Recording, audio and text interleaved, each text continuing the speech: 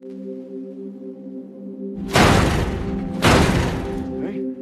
you try. I can't, come on!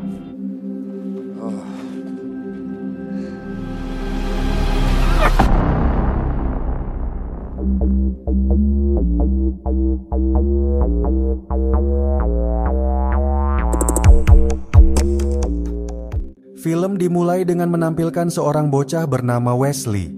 Ia selalu duduk di kursi paling belakang di bis sekolah yang menjemputnya setiap hari. Di tengah jalan menuju sekolahnya, Wesley akan pasti selalu diganggu oleh anak-anak desa. Namun ia tidak pernah membalas dan lebih memilih untuk mengabaikan mereka. Sebagai anak yang terlahir tuli, Wesley diajari bahasa isyarat bersama disabilitas lainnya. Kekurangannya tersebut membuat teman-teman kelasnya suka membuli dan menertawakannya. Rumah Wesley terbilang jauh dari jalan beraspal, sehingga ia harus berjalan menyusuri hutan untuk pulang. Meski berbeda dengan adiknya yang normal, namun ibunya tetap memperlakukan Wesley sebagai anak spesial. Bahkan beliau senantiasa menemaninya bermain demi membuatnya senang. Hanya ibunya lah satu-satunya tempat bagi Wesley di mana ia merasa aman. Beberapa hari kemudian, tak jauh dari rumahnya sekelompok polisi tampak melakukan investigasi. Entah apa yang terjadi, namun kejadian tersebut adalah yang pertama kali. Sepulangnya, Wesley mendapati sebuah mobil terparkir yang ia kenal. Yang tidak lain adalah mobil ayahnya bernama Ronnie yang baru pulang. Ekspresi Wesley tampak tegang, namun ia tetap berusaha bersikap sopan. Saat makan malam menjelang, sang ibu memberitahu anak-anak bahwa besok ia harus pergi ke rumah nenek mereka. Itu artinya anak-anak akan diurus oleh sang ayah selama ia tidak ada di sana. Ronnie kemudian membicarakan kejadian yang baru-baru ini diinvestigasi oleh polisi, yang kabarnya telah terjadi perampokan yang menyebabkan 4 korban mati. Keesokannya, Ronnie menyiapkan sarapan Wesley setelah ibunya pergi. Ia kemudian mendapat bulian di sekolah sebagaimana yang biasa ia hadapi. Namun dalam perjalanan pulang, Wesley menemukan hal mengejutkan. Sesosok tubuh tergeletak di salju memberinya isyarat untuk diam. Wesley yang takut lantas segera berlari untuk memberitahu ayahnya. Ronnie yang sedang sibuk terpaksa ikut tanpa memahami maksud sang putra. Sayangnya sosok tersebut kemudian telah lenyap entah kemana. Ronnie menjadi kesal karena menganggap Wesley berdusta. Malam itu, suasana makan malam tampak murung tanpa sang ibunda. Sang ayah meminta garam namun Wesley yang tuli tentu tak mendengarnya. Ronnie yang masih kesal lantas memukul meja sekuat tenaga. Menjelang larut malam, Wesley masih kepikiran sehingga ia mencoba mencari si lelaki ke tengah hutan. Sosok tersebut ternyata masih tergeletak dalam pingsan. Wesley yang kasihan lantas sekuat tenaga menyeretnya menuju gudang yang tak terpakai. Tak lama berselang si lelaki yang tersadar diberi isyarat oleh Wesley untuk diam. Hingga pagi tiba, Wesley rupanya tetap duduk berjaga. Ia hanya menjawab dengan isyarat saat si lelaki mengajaknya bicara. Si lelaki lantas paham bahwa Wesley tuli dan hanya bisa membaca gerak bibirnya. Melihat perut si lelaki yang terluka, Wesley pun diam-diam mengambilkan obat dan perban yang ia punya. Sementara itu, ayah bersama rekannya sedang memperbaiki traktor. Wesley yang berlarian berusaha dipanggil namun ia tidak mendengar. Dengan jalan memutar, Wesley kembali ke gudang agar si lelaki bisa segera menghentikan pendarahan. Sambil menahan sakit, si lelaki menjahit lukanya sendiri tanpa bantuan. Si lelaki kemudian meminta Wesley agar nanti malam membawakannya makanan. Menjelang petang, aksi perampokan di dekat rumah mereka lantas diberitakan. Hal tersebut membuat ibu Wesley khawatir karena selama ini belum pernah terjadi tindak kriminal. Selagi perhatian orang tuanya teralihkan, Wesley memasukkan makanan ke tasnya. Ayahnya kemudian pamit karena harus menemui seseorang di kota. Ia tidak dapat memastikan akan pergi berapa lama. Malam itu juga, Wesley langsung mengantar makanan yang ia sembunyikan. Si lelaki memuji masakan ibu Wesley yang enak layaknya di restoran. Tak lama berselang, terdengar jelas bunyi helikopter yang terbang. Si lelaki lantas memberi Wesley tugas untuk segera menemui seseorang. Setelah berjalan melalui hutan, Wesley akhirnya sampai di sebuah bar. Ia kemudian menaruh cincin sebagai tanda yang lantas ditemukan oleh seorang supir tua. Wesley pun diminta untuk naik ke dalam truk untuk bicara secara empat mata. Si supir tua berkata bahwa ia memerlukan waktu agar polisi tidak curiga. Si lelaki akan dijemput secepatnya jika waktunya sudah tiba. Para polisi masih berpatroli siang dan malam demi menemukannya. Sepulangnya, Wesley kemudian menyerahkan ponsel yang diberikan si supir tua. Si lelaki tentu kecewa karena ia harus bersembunyi lebih lama. Di hari libur sekolahnya, Wesley membawakan selimut dan pakaian untuk si lelaki. Ia merasa senang melakukannya karena selalu dihargai. Demi mempercepat pemulihannya, si lelaki mulai mencoba berolahraga. Melihat hal tersebut, Wesley menjadi tertarik untuk menirunya. Si lelaki bahkan membantunya tanpa memandang sebelah mata. Baru kali ini Wesley bertemu seseorang yang mau bermain bersama. Sepulangnya dari pekerjaan di luar, sang ibunda langsung menanyakan kabar Wesley di sekolahan. Beliau sangat paham bahwa setiap anak berhak mendapat kasih sayang. Sedangkan ayahnya yang kerepotan membawa kayu bakar lantas meminta bantuan. Wesley mencoba menolong namun malah dimarahi karena tidak mendengar. Bersama larutnya malam, Wesley membawa mainan kesukaannya ke gudang. Si lelaki meladeni dengan serius tanpa memberinya kesempatan untuk menang. Wesley pun menjadi kesal dan menghamburkan papan. Si lelaki berkata bahwa ia tidak akan membiarkannya menang karena hanya kasihan. Wesley lantas diperintah kembali duduk sambil belajar dari kenyataan. Ia akan dilatih untuk siap menghadapi masa depan. Setelah beberapa kali permainan, si lelaki melihat upil di kepala Wesley. Ia yang heran lantas paham bahwa Wesley yang tuli pasti selalu dibuli. Si lelaki pun memerintahnya mengambil beberapa barang untuk membela diri. Dengan menaruh benda keras di tasnya, si lelaki mengajari Wesley agar menggunakannya sebagai senjata. Wesley lantas diperintah untuk menghantamkannya dengan sekuat tenaga. Namun ia belum terbiasa sehingga si lelaki memarahinya.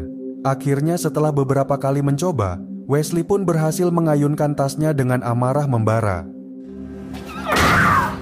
Malam itu, si lelaki mengakhiri latihan dengan mengajak Wesley bicara. Ia berkata bahwa satu keputusan radikal bisa memperbaiki seluruh hidupnya. Keesokannya, hari eksekusi yang dinantikan tiba. Si preman kelas mulai bertingkah untuk membulinya. Sambil mengingat perkataan si lelaki, Wesley lantas tegas berdiri tanpa gentar. Tangan kanan menggenggam tas dengan erat sebagaimana diperintahkan. Pandangan Wesley yang menusuk tajam membuat si pembuli menurunkan senyuman. Kini tinggal satu hal, yakni melampiaskan amarah dengan hantaman. Namun rupanya Wesley masih punya hati dan membiarkan si pembuli mundur sambil ketakutan.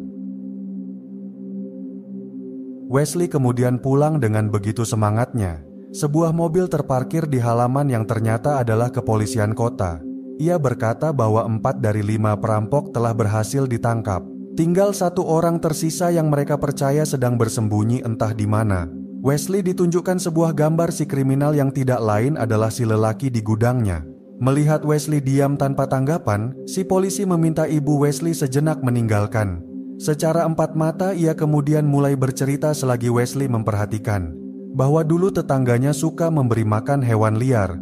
Mereka bahkan juga merawat bayi singa sejak masih kecil dengan penuh perhatian. Hingga ketika si singa tumbuh besar, mereka akhirnya dimangsa sebagai daging santapan. Setelah mempersiapkan semuanya, Wesley lantas diam-diam keluar tanpa suara. Malam itu ia kemudian tersadar bahwa 1 jari si lelaki ternyata tiada. Si lelaki pun bercerita bahwa dulu seekor harimau telah merenggutnya. Namun kejadian tersebut tidak membuat si lelaki sedih atau berputus asa. Ia lebih memilih untuk bangkit dengan belajar cara berburu di hutan rimba. Hingga ketika waktunya tiba, ia lantas mendatangi si harimau dan merobek perutnya. Jantung mangsanya pun ia remas hingga menjadi batu merah delima. Sejak saat itu tidak ada lagi harimau yang berani menyentuhnya. Cerita tersebut membuat Wesley benar-benar merasa terinspirasi. Sepulang sekolah ia lantas menghitamkan salah satu jarinya sendiri. Sedangkan para polisi masih menyusuri setiap bangunan yang bisa mereka temui. Setiap kali pulang, Wesley pasti langsung pergi ke gudang. Ia merasa senang bisa berbagi pelajaran kepada si lelaki yang penuh pengertian. Hanya bersamanya lah Wesley bisa tertawa lepas tanpa beban dan melupakan kesedihan. Keduanya bahkan bermain bersama layaknya sepasang teman. Sesaat kemudian, bola yang terjatuh segera dikejar oleh Wesley. Namun ternyata ada seorang polisi sehingga ia langsung dibekap oleh si lelaki. Untungnya sang polisi tidak curiga lalu memutuskan pergi. Ketika tengah malam tiba, Wesley kembali turun seperti biasa. Namun ternyata ayahnya masih terjaga sehingga Wesley terdiam begitu saja. Sambil setengah mabuk, ayahnya mengeluhkan traktornya yang mengalami kerusakan. Begitu pula dengan TV mereka yang malah ikut-ikutan tidak normal. Ayahnya yang kesal lantas memukul TV tersebut dengan penuh kekuatan. Keesokannya ketika mengantar barang ke gudang, si lelaki melihat sikap Wesley murung seperti ketakutan. Ternyata matanya telah lebam akibat tertangkap basah semalam. Si lelaki lantas paham bahwa pelakunya harus diberi pelajaran. Ibu Wesley tentu sangat kesal atas apa yang telah suaminya lakukan. Namun Ronnie berdalih bahwa ia tidak sengaja sebab telah dikejutkan. Wesley pun hanya bisa bersabar meski telah menjadi korban pelampiasan. Setelah selesai makan, ibu Wesley pun menangis di kamarnya sendirian. Sementara itu menjelang petang di sebuah bar, Ronnie yang nongkrong kemudian keluar. Sesosok lelaki tak dikenal lantas datang guna menyelesaikan urusan. Selagi berada di sekolah keesokan harinya, Wesley dipanggil sebab kepentingan keluarga. Ia kemudian diantar ke rumah sakit yang mana ibunya terlihat berurai air mata. Rupanya ayahnya sedang koma dengan banyak luka lebam di muka. Semua ujian tersebut membuat ibu Wesley tak tenang, berbeda dengan putranya yang tahu bahwa sakit hatinya telah terlampiaskan. Malam itu Wesley langsung mendatangi si lelaki. Ia menceritakan putrinya bernama Annabelle yang seumuran dengan Wesley. Si lelaki berkata bahwa ia ingin agar suatu hari Wesley bersama ia dan putrinya berkuda ke arah terbenamnya matahari. Hanya ada mereka bertiga tanpa siapapun yang menghalangi mimpi. Angan-angan tersebut membuat Wesley benar-benar terbayang. Bahkan saat jam pelajaran, yang ia pikirkan hanyalah cerita si lelaki tentang indahnya masa depan. Wesley bersama si lelaki dan Annabelle berkuda ke arah matahari terbenam. Sepulang sekolah, Wesley yang kembali mengunjungi rumah sakit melihat banyak polisi di sana. Mereka rupanya telah mendapat ciri-ciri pelaku dari keterangan ayahnya. Ketika berada di gudang berdua, si lelaki menunjukkan pada Wesley sebuah mobil mencurigakan. Ia berkata bahwa mobil tersebut telah beberapa kali berlalu lalang. Keadaan menjadi makin tak menenangkan saat malam menjelang. Wesley terbangun dari tidur oleh suara helikopter yang terbang. Dari jendela terlihat mobil polisi berpatroli di kejauhan. 24 jam kemudian, Wesley yang turun lantas didatangi oleh si lelaki. Ia menanyakan apakah Wesley telah memberitahu keberadaannya kepada polisi. Wesley berkata bahwa ia tidak pernah menceritakan kepada siapapun tentang si lelaki.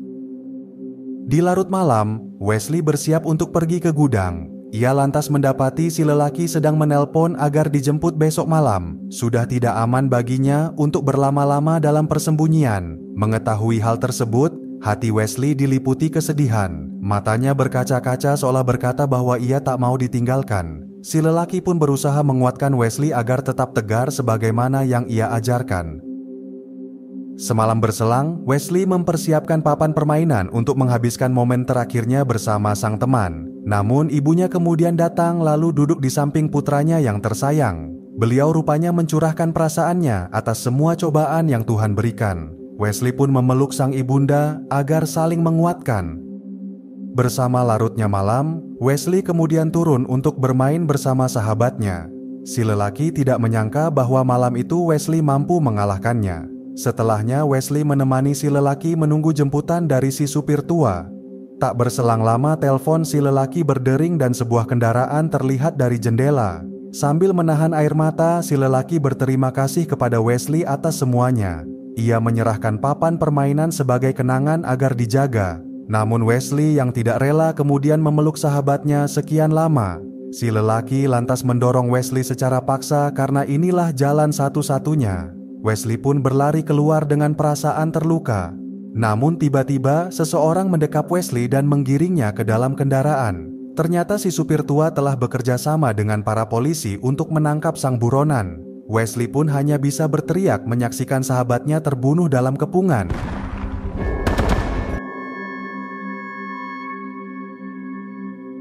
Beberapa hari kemudian, kehidupan kembali berjalan seperti adanya. Pengalaman suka dan duka telah membentuk Wesley menjadi lebih dewasa. Ia yang tidak ingin kehilangan kenangannya, kemudian mengambil papan permainan yang sempat terjatuh di dekat gudang. Wesley lantas menjadi terkejut melihat hadiah dari sang teman. Wesley segera berlari ke dalam rumah, yang mana ternyata ayahnya sudah pulang. Setelah memberi pelukan, ia kemudian masuk ke dalam kamar. Cincin merah delima dari si lelaki pun ia genggam dengan penuh penghayatan.